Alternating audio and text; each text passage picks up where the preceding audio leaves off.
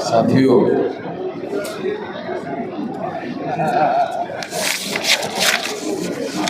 आज आरक्षण बचाओ संघर्ष समिति के द्वारा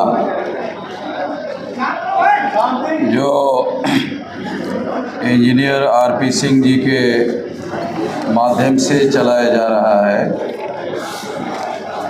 तो आज आरक्षण बचाओ संघर्ष समिति के आह्वान पर सामाजिक और आर्थिक न्याय सम्मेलन का आयोजन किया गया है। तो सबसे पहले मैं आरपी सिंह जी को इस काम के लिए, इस पहल के लिए धन्यवाद ज्ञापन करता हूँ कि उन्होंने इस मसलब पर, इस समस्या पर इस बड़े सम्मेलन का आयोजन दिल्ली में किया। बहुत सारे वक्ताओं के द्वारा और बहुत सारे प्रोमिनेंट जो सांसद हैं उनके द्वारा बहुत सारी अहम बातें आप लोगों के सामने कही गई। मैं बहुत सारी बातें, बहुत लंबी बातें आप लोगों के सामने नहीं कहना चाहता हूँ। कुछ 2-3 महत्वपूर्ण बातें ही आप लोगों के सामने कहना चाहता हूँ। पहली बात तो ये है कि हम लोग जो है जिन समस्याओं के बारे में चिंतित है, जिन समस्याओं के बारे में सारे देश भर में चर्चा करते हैं और उन समस्याओं का वो लोग समाधान नहीं कर रहे हैं, इसके बारे में हम अपना दुख व्यक्त करते हैं कि जो लोग आरक्षण के विरोधी है वो आरक्षण पर अमल करने का काम नहीं कर रहे हैं। इसके बारे में हम लोग सारे देश भर में चिंता व्यक्त करते रहते हैं और उन लोगों से उम्मीद करते हैं जो आरक्षण के विरोधी है कि वो इस पर अमल करें। तो मैं ऐसा सोचता हूँ कि ये जो सोचने का हमारा तरीका है, ये सोचने का तरीका सही नहीं है।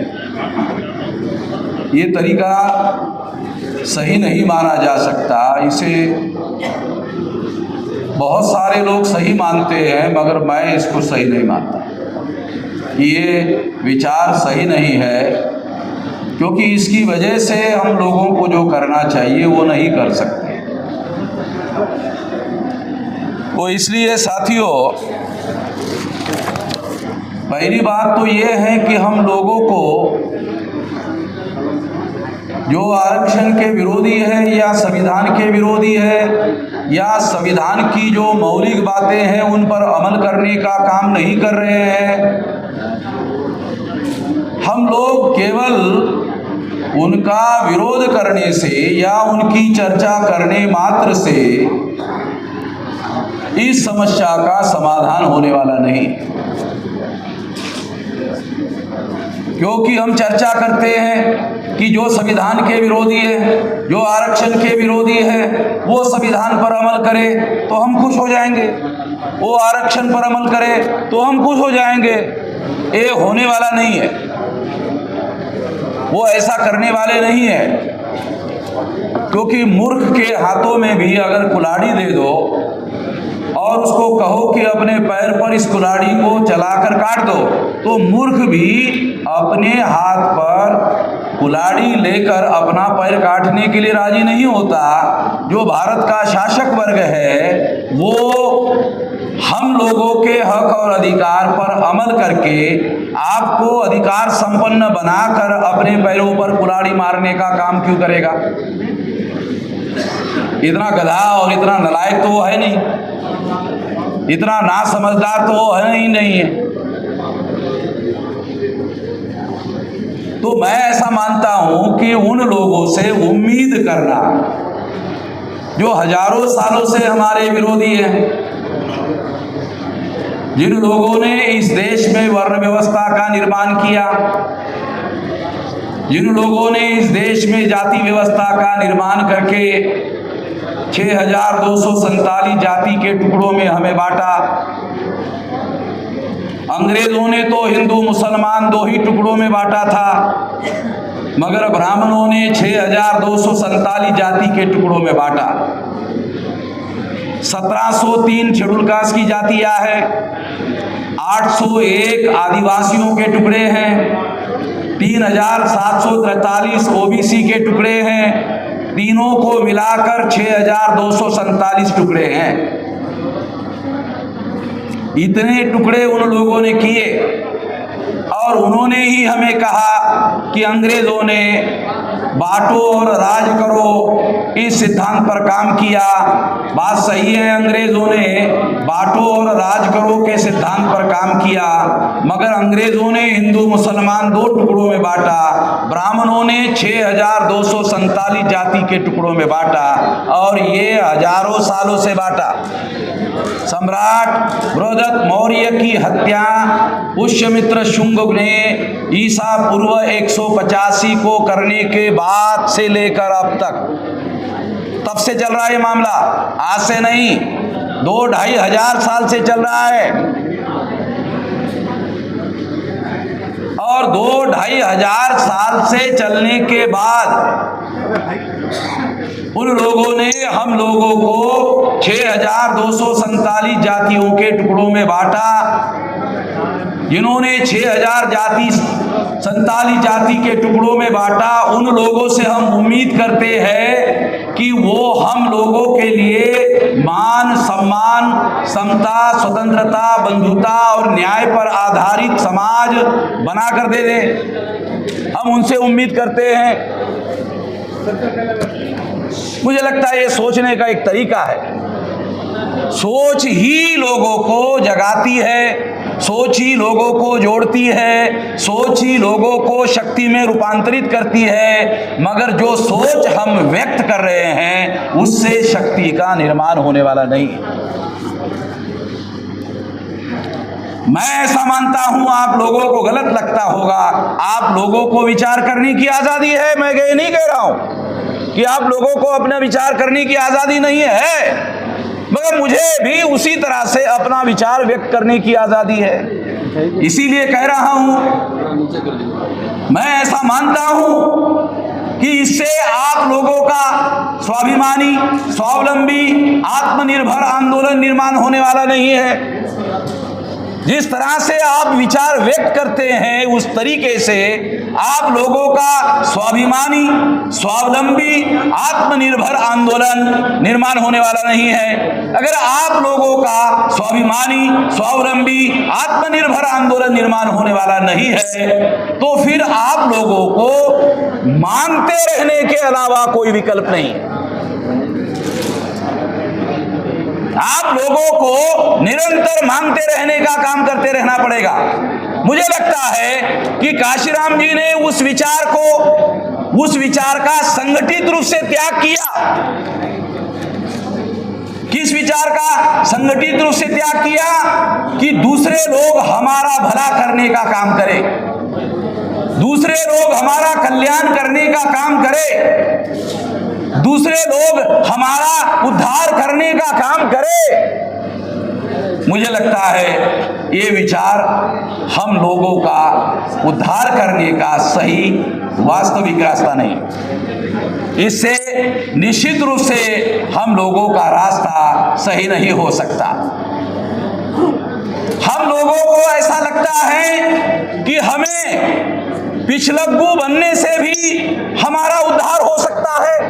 ऐसा भी हमारे लोगों का सोच है कि हम जब पीछे लग्गू बने रहेंगे, दूसरों के पीछे पीछे चलते रहेंगे तो हमारा उद्धार हो जाएगा और वो लोग हमारा उद्धार कर लेंगे।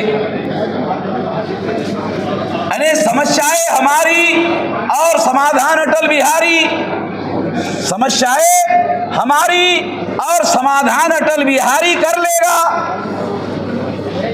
तो ये होने वाला नहीं है।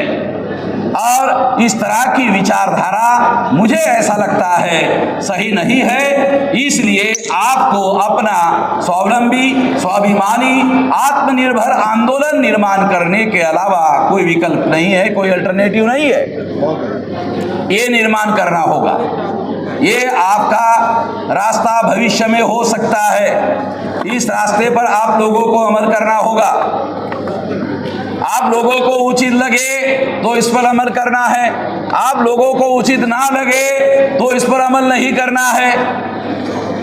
ये बात ध्यान रखना। दूसरी एक बात, दो बातें कहकर अभी समाप्त कर देता हूं। एक बात, मैं तमाम मुस्लिम लोगों के बीच में जाकर भी काम करता हूं, तो मुसलमानों को एक बड़ा मिसअंडरस्टैंडिंग है कि बीजेपी के लोगों को अनुसूचित जाति और जनजाति के लोग बड़ी संख्या में वोट दे रहे हैं। यहां भी बहुत सारे लोगों को मैंने सुना इधर। मैं अगर उनको सवाल पूछूं कि आपके पास कोई तथ्यगत आंकड़े हैं, आपके पास बीजेपी को हमारे लोगों ने वोट देकर चुनाव जीत कर लाया, कोई है, फैक्ट है, कोई आंकड़े हैं, मैं आपको बताता हूं। मेरे पास है, मैं आपको बताता हूं। 303 सीटें लोकसभा में बीजेपी की चुनकर आई और उस 303 में 76 सीटें शेड्यूल कास्ट और शेड्यूल ट्राइब की रिजर्व सीटें चुनकर आई। 26 जनवरी 1950 को जब संविधान लागू हुआ था, उसके बाद कांग्रेस के भी शेड्यूल कास्ट और शेड्यूल ट्राइब की सीटें चुनकर आती थी। मैं आपको हिस्टोरिकल फैक्ट के आधार पर बता रहा हूं। 26 जनवरी 1950 को जब संविधान लागू हुआ, 1952 को प्रथम लोकसभा का चुनाव हुआ, उस समय भी सबसे ज्यादा सीटें कांग्रेस की शेड्यूल कास्ट शेड्यूल ट्राइब की चुनकर आई। गांधी जी की वजह से शेड्यूल कास्ट शेड्यूल ट्राइब को लोगों को जॉइंट इलेक्टोरेट थोपा गया और इस जॉइंट इलेक्टोरेट की वजह से शेड्यूल कास्ट की संख्या 15% और 7.5% आदिवासियों की संख्या। मान लो कि शेड्यूल कास्ट की रिजर्व सीट है, वो 100% 15% वोट अगर किसी सीट को दे देते हैं तो भी वो रिजर्व सीट वाला आदमी चुनकर नहीं आ सकता। कितने लोगों को ये पता है? ये जो जॉइंट इलेक्टोरेट है, ये कॉन्स्टिट्यूशनल सिस्टम है। ये आर्टिकल 332, ये आर्टिकल 330, ये जो विधानसभा और लोकसभा के लिए जॉइंट इलेक्टोरेट है, इस जॉइंट इलेक्टोरेट ने कांग्रेस की ज्यादा सीटें चुनवा कर लाई, बाबा साहब अम्बेडकर के जीवित होते हुए चुनवा कर लाई, बाबा साहब अम्बेडकर के हयात होते हुए जितवा कर लाई। मैं एग्जाम्पल देकर आपको बता रहा हूं सबूतों के साथ कि अगर शेड्यूल कास्ट का 15% आदमी 100% किसी सीट पर वोट डाल दे तो क्या 15% वोटों से कोई शेड्यूल कास्ट का कैंडिडेट चुनाव जीत सकता है? नहीं जीत सकता। इसका मतलब है जॉइंट इलेक्टोरेट में नॉन शेड्यूल कास्ट के वोटर जॉइंट इलेक्टोरेट होने की वजह से उसको चुनाव जितवाते हैं। अगर बीजेपी के 303 सीटों में से 76 सीटें शेड्यूल कास्ट और शेड्यूल ट्राइब की चुनकर आई है तो मुसलमान ऐसा मानते हैं कि शेड्यूल कास्ट और शेड्यूल ट्राइब के लोग बीजेपी को वोट दे रहे हैं। गलत बात है, झूठ बात है। मैं नहीं मानता इस बात को। और मेरा जो तथ्य, मेरा जो कहना है, यही बात थी बाबा साहब अम्बेडकर ने राउंड टेबल कॉन्फ्रेंस में शेड्यूल कास्ट के लोगों को, शेड्यूल ट्राइब के लोगों को सेपरेट इलेक्टोरेट देने की मांग की थी। वो अंग्रेजों ने इस बात को स्वीकार किया था। गांधी जी ने जबरदस्ती करके, उपवास करके हमारे लोगों पर, बाबा साहब अम्बेडकर पर, हमारे लोगों पर जॉइंट इलेक्टोरेट थोपा। ये थोपने की वजह से कांग्रेस की ज्यादा सीटें SC ST की चुनकर आती है। और SC ST के साथ साथ जब बीजेपी सरकार में आती है तो बीजेपी की भी आती है।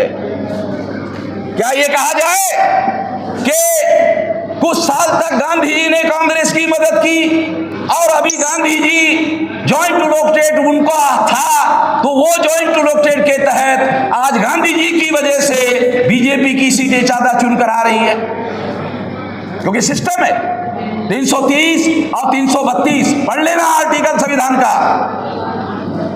बाबा साहब आंबेडकर ने ही संविधान लिखा है, बाबा साहब आंबेडकर ने ही संविधान लिखा।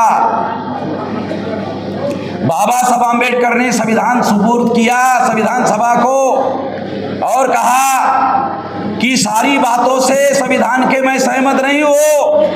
कितने लोगों को पता है? मालूम होना चाहिए नहीं? ये संविधान का गर्व और गौरव किया जाना चाहिए, मगर बाबा साहब आंबेडकर कहते हैं कि संविधान की लिखी हुई सारी बातों से मैं सहमत नहीं हूं। इसका क्या करे? क्या करे इसका?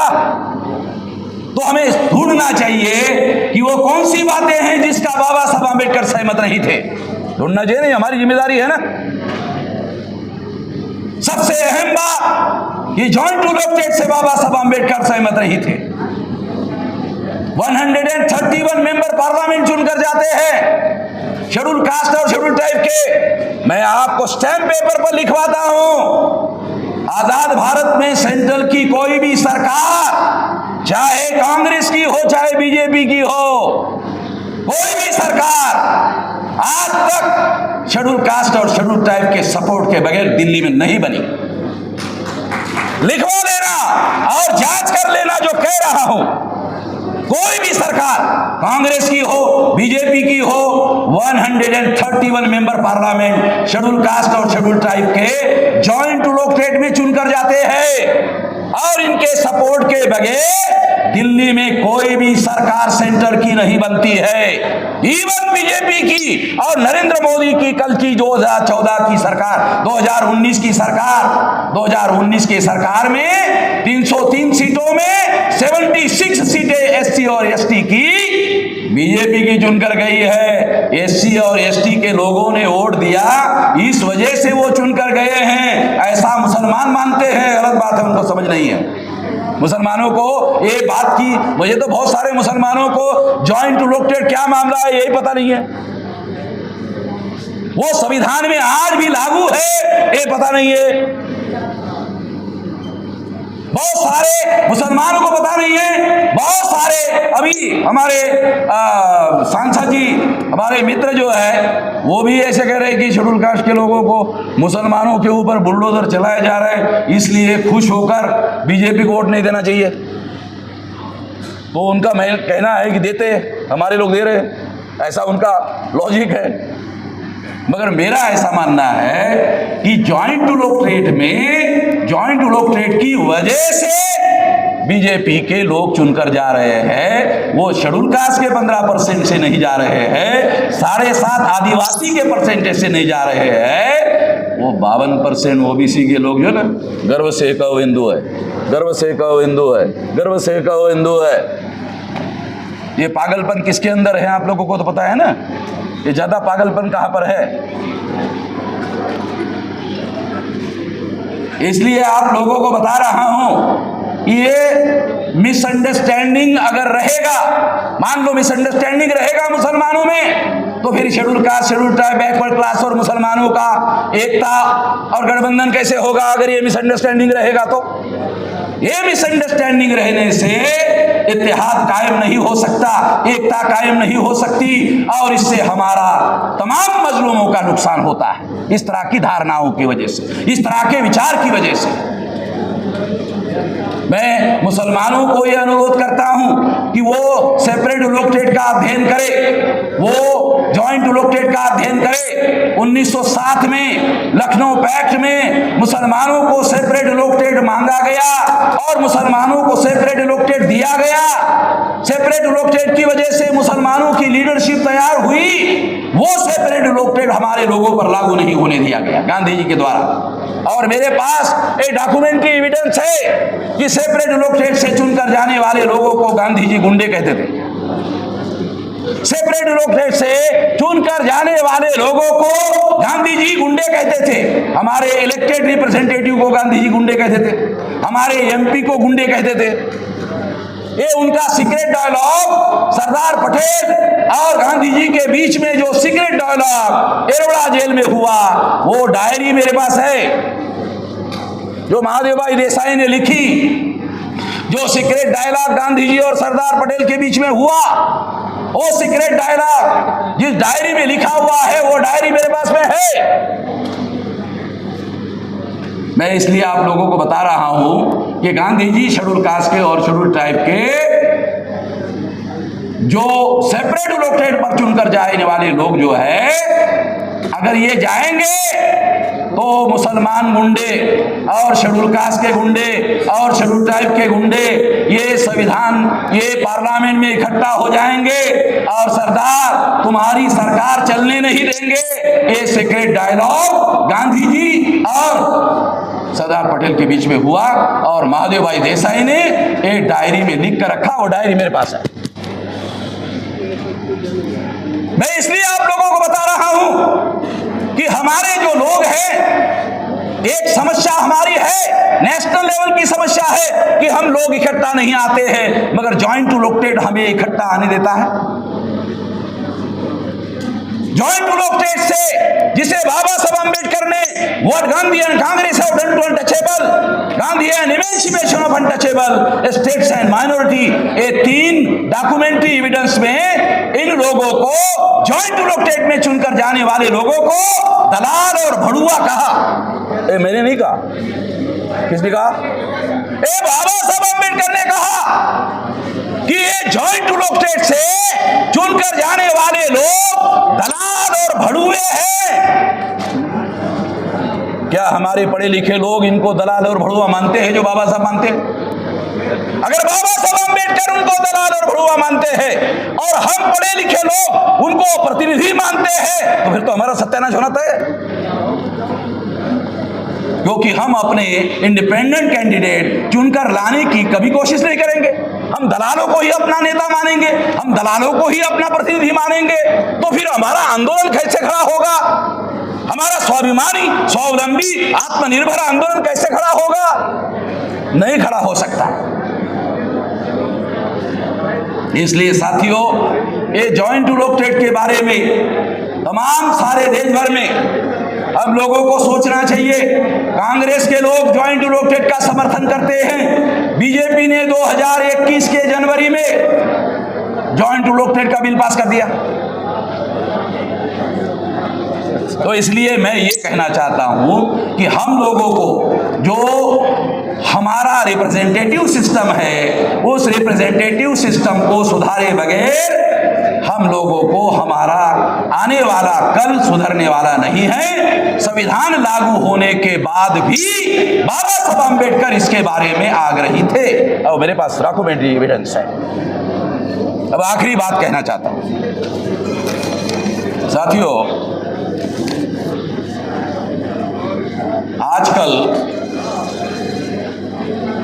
हिंदू की बात बहुत होती है, हिंदू की बात बहुत होती है, तो आरएसएस के लोग, बीजेपी के लोग, विश्व हिंदू परिषद के लोग शेड्यूल कास्ट, शेड्यूल ट्राइब और बैकवर्ड क्लास के लोगों को हिंदू कहते हैं। मैं चुनौती देकर ब्राह्मणों को कहता हूं कि आपके कौन से धर्म ग्रंथ में हमें हिंदू लिखा हुआ है, एक बार पढ़कर दिखाओ। चलो मैं चुनौती देता हूं तमाम ब्राह्मणों को, सारे देश के ब्राह्मणों को, कौन से धर्म ग्रंथ में आप लोगों ने लिखा हुआ, कौन से धर्म ग्रंथ में एससी एसटी ओबीसी को हिंदू लिखा हुआ है? चलो बताओ। मैं चुनौती देता हूं मैं लोगों को, दिखाओ कहां हिंदू लिखा हुआ है। आप लोगों की व्यवस्था में, वर्ण व्यवस्था में हम हिंदू नहीं है, जाति व्यवस्था में हम हिंदू नहीं है, अस्पृश्यता में हम हिंदू नहीं है, शूद्रत्व जो पिछड़े वर्ग पर थोपा गया है वहां हिंदू नहीं है, महिलाओं को दास बनाया गया, चाहे ब्राह्मणों की माँ हो उसको भी जनेऊ धारण करने का अधिकार नहीं है। अरे हमारे एससी एसटी ओबीसी को जनेऊ धारण करने का अधिकार नहीं है, ठीक है, तुम्हारी माँ को भी नहीं है, तुम्हारी बहन बेटी को भी नहीं है, तुम्हारे बहू को भी नहीं है। तो तुम्हारी व्यवस्था में जो महिलाएं हैं वो भी दास है, फिर जो नॉमिनेट टाइप के लोग हैं उनको आप लोगों ने बहिष्कृत किया हुआ है, जंगलों में रहने के लिए बहिष्कृत किया हुआ है, और जो आदिवासी है उन लोगों को आपने इस व्यवस्था में सेग्रीगेट किया हुआ है। ये सारी बातें तुम्हारी व्यवस्था में हैं, वहां कहीं पर भी हिंदू नहीं है, कहीं पर भी आपके द्वारा लिखा गया कहीं पर भी हिंदू नहीं है।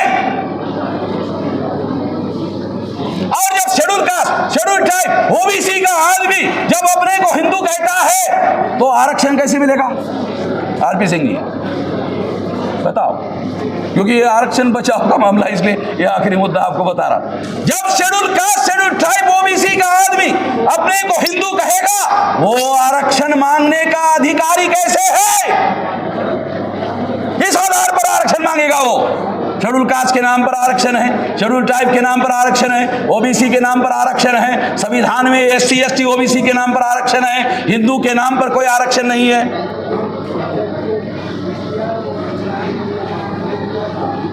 हिंदू के नाम पर कोई आरक्षण नहीं है। इसलिए जो हिंदू के नाम पर सरकार बनाकर चला रहे हैं, उनकी सरकार में आरक्षण के मुद्दे पर कोई चर्चा नहीं होती। आरक्षण के मुद्दे पर बीजेपी की सरकार में चर्चा क्यों नहीं होती? क्योंकि एक साथ दो बातों की चर्चा नहीं हो सकती, या तो हिंदू की चर्चा होगी या तो आरक्षण की चर्चा होगी। जहां हिंदू की चर्चा होगी वहां आरक्षण की नहीं हो सकती, जहां आरक्षण की होगी वहां हिंदू की चर्चा नहीं हो सकती।